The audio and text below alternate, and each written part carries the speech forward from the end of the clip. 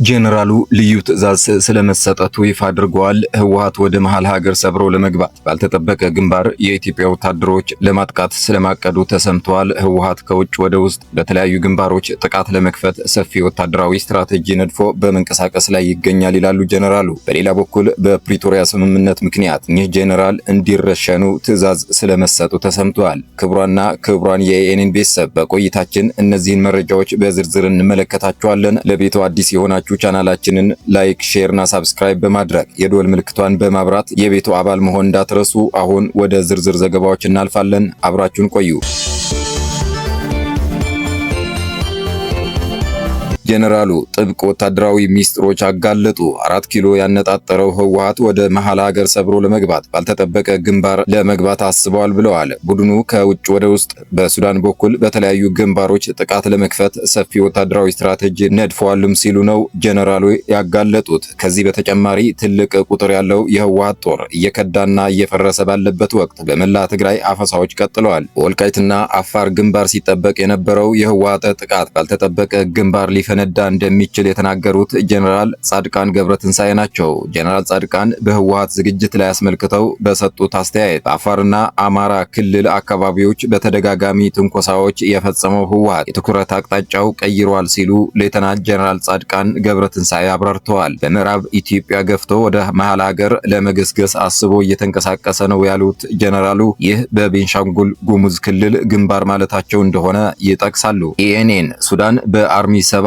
ከሚገኙ የመረጃ ምንጮቹ እንዳረጋገጠው ይህ ስትራቴጂ እውነት እንደሆነና ለዚህም በአርኤስኤፍ የሚመራ ጦር እንቅፋት እንዳይሆን በአልቡርሃን ከሚመራው ጦር በመተባበር በእነዚህ የኢትዮጵያ ድንበሮች የሚንቀሳቀሰውን የአርኤስኤፍ ጦር ለመምታት በእንቅስቃሴ ላይ መሆናቸው ተረጋግጧል። በዚህም ከኢትዮጵያ ጋር በሚያዋስኑ 2 ስትራቴጂክ ከተሞች መቆጣጠር ችለዋል። ትላንት በተፈጸመ ጥቃት ይህ ኃይል በሱዳንና ኢትዮጵያ ድንበር የሚገኙ መቃጃና ሱርኩም የተባሉ ከተሞች ተቆጣጥረዋል። በቤንሻንጉል ጉሙዝ አድርጎ የተጠቃው የሄሜቲ ሰራዊት በብዛት መርገፉና መማረኩንም እነዚህ ምንጮቻችን ገልጸውልናል። ይህንን ሐሳብ የሚያጠናክር አስተያየት የሰጡት ጄኔራሉም የህወሓት ጄኔራሎች በአሁኑ ሰዓት ሰፊ ወታደራዊ ስትራቴጂ ነድፈው ሱዳንን እንደ ዋና ወታደራዊ መንቀሳቀሻ ነድፈው እየተንቀሳቀሱ መሆኑን ተጨባጭ መረጃ አለ ብለዋል። ለዓመታት በሱዳን የቆየው አርሚ ሰባ እንደ ሚዛን ማስጠበቂያ ለመጠቀምና ከውጪ ወደ ውስጥ ለማጥቃት ተጨማሪ ኃይል በኤርትራ በኩል እያስገቡም ነው ይላሉ።